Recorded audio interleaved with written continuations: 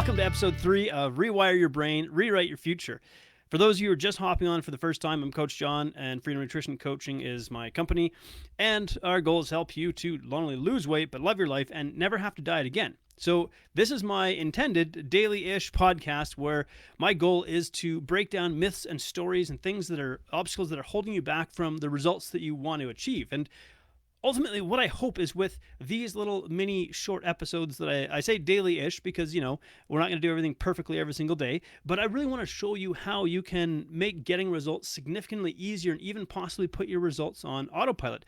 Because my goal is to show you how we can tackle this from an entirely different perspective in the diet industry. So, instead of trying to force you into the restrictive rules that end up feeling like a straitjacket, we're going to tackle this challenge basically at the source, and that is the brain. The brain is the driver of all behavior. And so you might wonder where I got the title for my podcast, and it's really in reference to our brain's ability to literally rewire new behaviors and unwire old habits such that we can actually create an entirely new lifestyle. Because if you wanted a glimpse into where you're headed health-wise, what your future looks like, take a look at your current habits right now, because they are the predictor of your future health.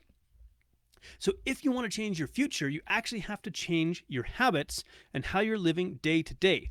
And in light of what I've just touched on here, I want to break down for you what it is that keeps so many of us stuck and help us to get unstuck. And something like this, it doesn't just show up in the realm of weight loss. We'll see it show up in jobs, careers, personal lives, but definitely in the realm of weight loss as well. And so my intention here is to help you break through that. So let me paint, because I like to teach in pictures. Let me paint a bit of a backstory. So imagine you've got like a dream vacation coming up, and you're planning every little detail. You might spend days or even weeks trying to plan out this dream vacation as perfectly as possible. You want to make sure that everything goes off exactly as you hope and expect. But, of course, if you've ever tried to do this in real life, there's a very good chance that when it comes to the day-to-day or day-by-day plans you've made and laid out, that almost inevitably something will come along and disrupt your plans. It could be a kid getting sick, it could be bad weather, or simply an event get canceled. And in the moment, of course, when stuff like that happens, when our plans get disrupted, we feel disappointed, but often we just deal with it. We shrug our shoulders and go, well, that sucks. What do we do now? And come up with a plan. So when stuff like this happens, it demonstrates that you actually have the ability to deal with consequences. You know how to adapt and adjust your plans to suit these unexpected shifts in circumstance that come up in your day-to-day life.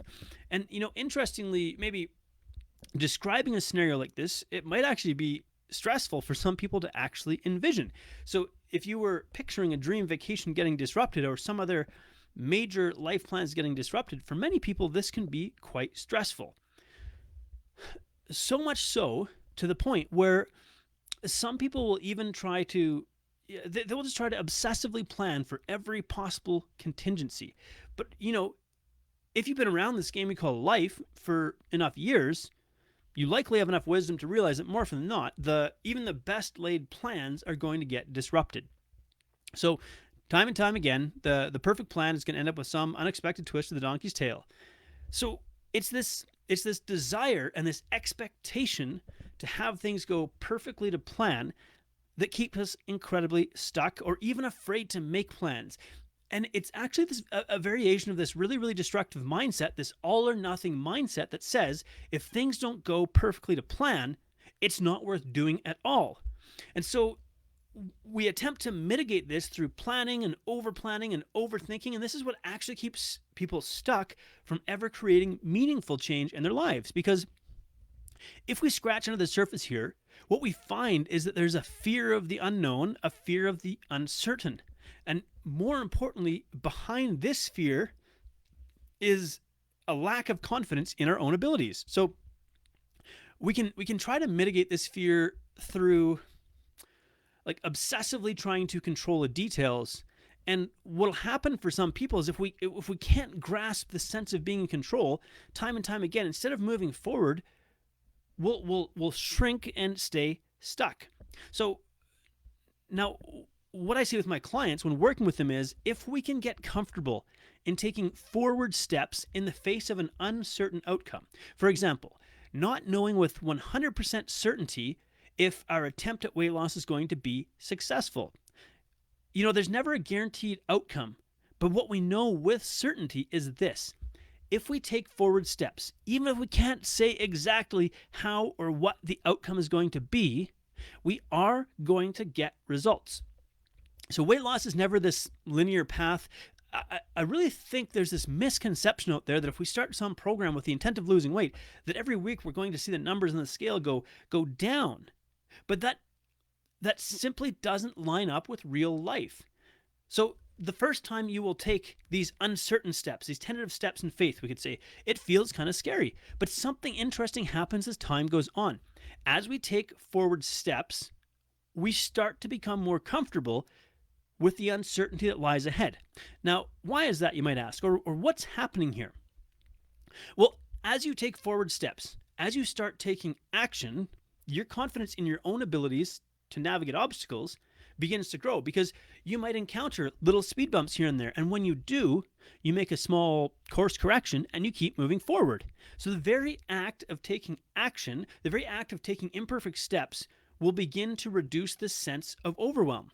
See, one of the major contributing factors to not taking action is a sense of being overwhelmed. But counterintuitively, one of the best ways to start reducing a sense of overwhelm is to simply take imperfect forward steps.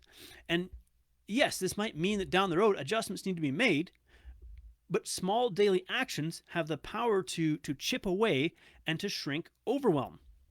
And maybe this is a little bit like a chicken and egg scenario. This idea that if you simply start taking action in the face of overwhelm that's keeping you frozen and stuck, well, what's going to happen is overwhelm starts to melt away. So the key feature of overwhelm is a sense of powerlessness, right? So the key action in taking back your sense of power and control is to simply take action. And the real secret here is actually this ability to shrink the change, the ability to break things down into the smallest steps possible. So let's say, for example, if you're feeling overwhelmed about the amount of weight that you have to lose, you might start thinking that you need to have the perfect meal plan, the perfect diet, the perfect workout plan, and so on. When in fact, all you need to be doing is to start taking forward steps. It could be as simple as establishing a habit like drink 500 mils or 2 cups of water first thing in the morning. And you could actually connect that to, do that right after brushing your teeth in the morning. So you've actually created a mini habit stack. You could decide that you're going to do a 5-minute mini workout or simply a 5-minute walk. Because what's really happening here, when we really want to get into this idea of rewire your brain, we can successfully rewire our brain by repeating simple behaviors over and over.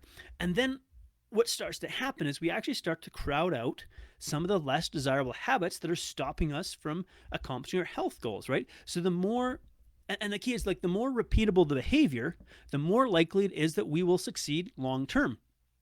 And it seems like this is the exact opposite of what the diet industry teaches, right? They teach that you have to overhaul everything at night. Like, whump, here's your 50-page textbook to start whatever journey you're on. And it's like, well, how well is that working out? It's working out great for the, $200 billion diet and weight loss industry that keeps people stuck buying, basically buying like failed solution after failed solution. But if we take a step back and think about this, like, how would you climb a staircase? Would you attempt to jump the entire staircase in one giant leap? Well, and it's like, unless you're Superman or the Incredible Hulk, every time you attempt that, you end up basically failing and in a painful heap at the bottom of the stairs right where you started, but maybe in worse condition over and over again. On the other hand, if you were to simply forget about the entire staircase and just focus on the single step that's right in front of you, you would be making progress every single day. So if you're trying to plan out a way to jump the staircase in a single leap, you're going to be unsuccessfully planning forever because you're trying to do the impossible. You're trying to avoid the day-to-day steps that are needed to actually climb the staircase. And it's like, so if you can accept that all you need to do is take one simple step each day. And even on top of that, maybe be okay with not necessarily being able to see the entire staircase or the path that lies ahead. You're actually going to make way more progress than the people that keep trying to devise ways to jump an entire staircase in a single step. So to bring that back full circle, if you simply plan to take one small step every day, anytime that your plan gets, a monkey wrench thrown in it, you don't throw in the towel. You just adjust and you keep going. And every time that you adjust and keep going, you gain confidence in your ability to handle adversity, right? So that's the number one thing, and I feel like I may have described more than one, but that's the number one thing really that keeps people stuck and not taking action. This over planning, overthinking, because ultimately there's a lack of confidence in their ability to adjust and go around obstacles, where imperfect action always wins. Because when inevitably you will encounter obstacles, but every time you do, you navigate it with more and more confidence. So last thing here is, of course, you might be thinking, again, this sounds all well and good, but where would I start, right? And so I said, well, imagine if you had a step-by-step plan laid out for you from start to finish, where you actually don't have to guess what it is you need to do. On top of that, imagine you had a guide to take you down every step of the way down this path. And anytime you get stuck or you're not sure what to do or you encounter an obstacle, you have somebody to help you overcome that obstacle. Never again, tripping up and falling down into a downward emotional spiral. And this really is the power of coaching. And that's exactly what I do in Lifestyle 180, right? So it's like if you want to get on the path to permanent results where you never have to diet again, one step at a time. It sounds so counterintuitive. It sounds too simple. Maybe, I don't want to say too good to be true, but it sounds too simple to work. And yet it does. My goal here is, again, to make sure that you know exactly what it is that you need to do to be on the path to permanent results. So if that's it for today. If this was helpful, let me know in the comments. I do enjoy hearing from you. My intention is to, again, make this a daily-ish, shorter episodes kind of thing. I can't promise every single day. Some days like today, we have speed bumps and I end up publishing it a bit later than planned. But hey, that's exactly it, taking imperfect action, right? So let's have an awesome week.